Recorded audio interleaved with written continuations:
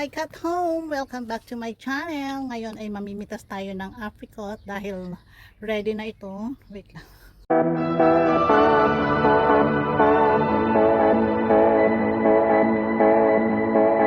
So ayan Cat Home, ang daming bunga. Ayan. So ready na siya. Ito is in a market niya. Isang peaches at saka isang apricot. Pero yung peaches hindi pa ready. So ayan. And then mamitas tayo. Yung apricot is ready na. So ready for picking. Let's pick! Yeah! So nahulog na lang ako. Yan, oh. Ready na! Wow! Sarap mamitas. First time ako namitas nito. Ng peaches, ay ng apricot kasi yung hubby ko ang namimitas. Hindi ako. Ngayon, sabi niya, pitasin mo na dahil nahuhulog na. So yeah! It's already! Lahat po ay ready na siya.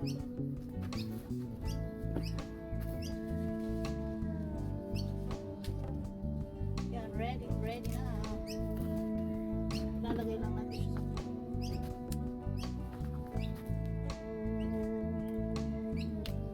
Yes.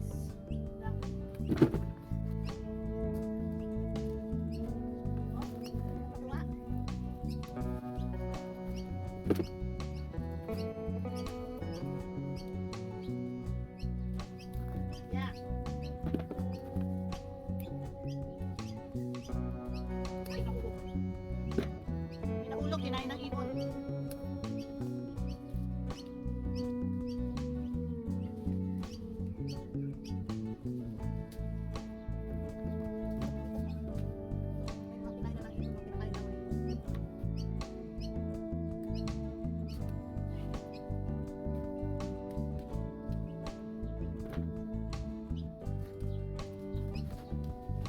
Laki na, oh.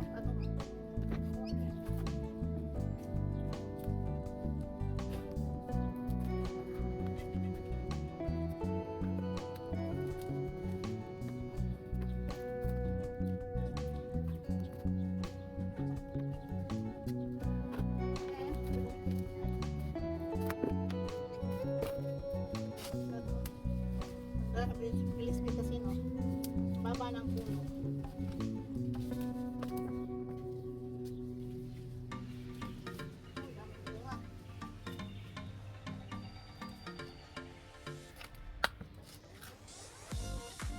Red na red. Red and yellow. Ang kulay ng peaches. Ayan. Red and yellow.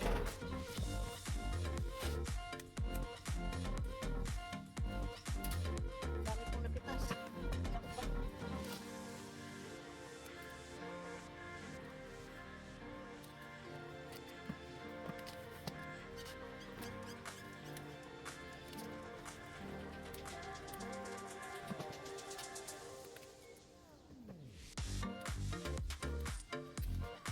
Dami, oh. Patong. Ang timbana na pula, ano ko, napitas ko. Ang timbana. Oh, ang dami. Nakatuwa. Diba? And, ito. Inside. Kunti na lang. Ayan, kunti na lang. Ang baba. Ang baba ka atong. Kakatulong pitas yun. Ayan. Tuwa, diba? And, nasa isang timbana ang aking napitas. Ito yung ready. Ayan na. Wala na baka atong naiwan. Ah, meron pa doon. Okay, meron pa dito naiwan. O see, tignan ko atong ang dami kong napitas. Oh. Oh. Dami kong napitas na. Ito pa.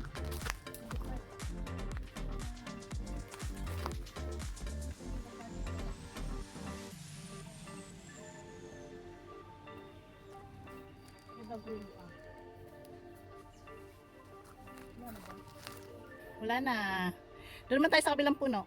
Ito ka ito, malapit lang to sa may bahay namin. Sa may gate. Yan. So yan. Laki din, oh. Diba? Laki. Dalawang ano na. So kailangan natin pitasin kasi nalalaglag na siya at hinog na. Kailangan bago malaglag at hinog, kailangan mo na siyang ipik. At yung iba, kinakain na ng ibon. Yan. Ay, yung kinakain ng ibon. Itong isang to, bata pa tong puno na to, pero namunga na siya. Ayan. Lalaki ng bunga niya.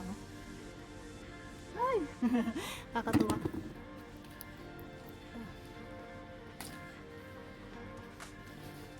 Yes. Dito sa taas. Yan. Nahulog na. Ay, nahulog pa.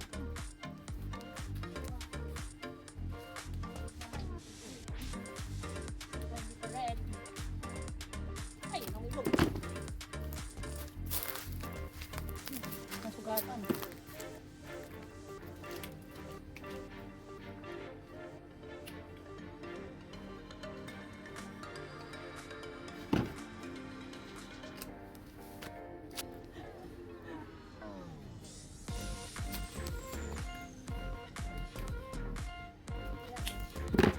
Dami lang daw.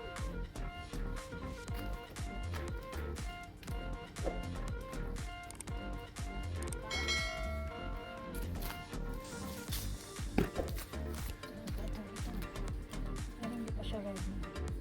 Medyo green pa siya. Ito sa taas. Ito sa taas. Yan o.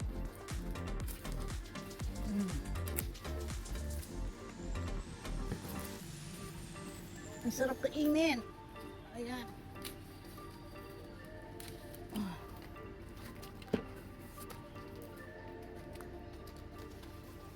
Medyo madami dito. Ayan. Mga katom ang aking napitas doon sa unang puno, and then ito yung pangalawa. So, ayan. Marami, di ba? Napakasarap pamitas. Lalo't pinaghirapan ang lalaki ng apricot at home. So, kulang-kulang siyang isang what you call this, isang tray, isang styro. Yan. At home. Ang ganda, di ba? Yan. So, ito na kinain ng ipon. But it's okay. Pwede mo siyang piliin. And then, hindi naman namin kaya kainin ito lahat. So, some ng apricot ay ibibenta namin sa palengke. So, meron na kaming income for next week at may paninda na kami. Yan. Thank you for watching, Kat Home. Ang sarap talaga ng feeling na meron kang napipitas at meron kang puno na inaalagaan para sa pagdating ng panahon ay meron kang pipitasin. So, yan, napakasarap. So, thankful na lang ako dahil ang asawa ko ay mahilig mag-farming at mahilig magtanim. So, yun. See you, Kat Home.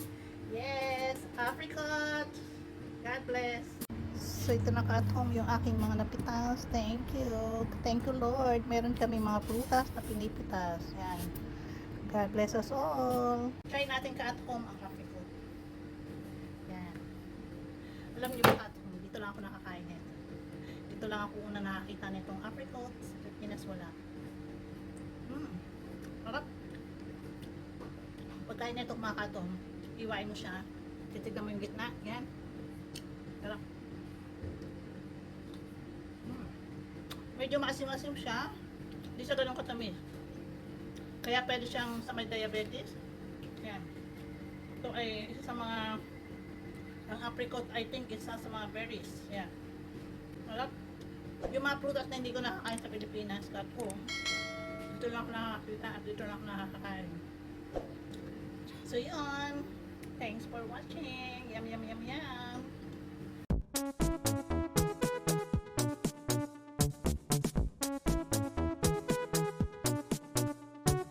Happy is the perfect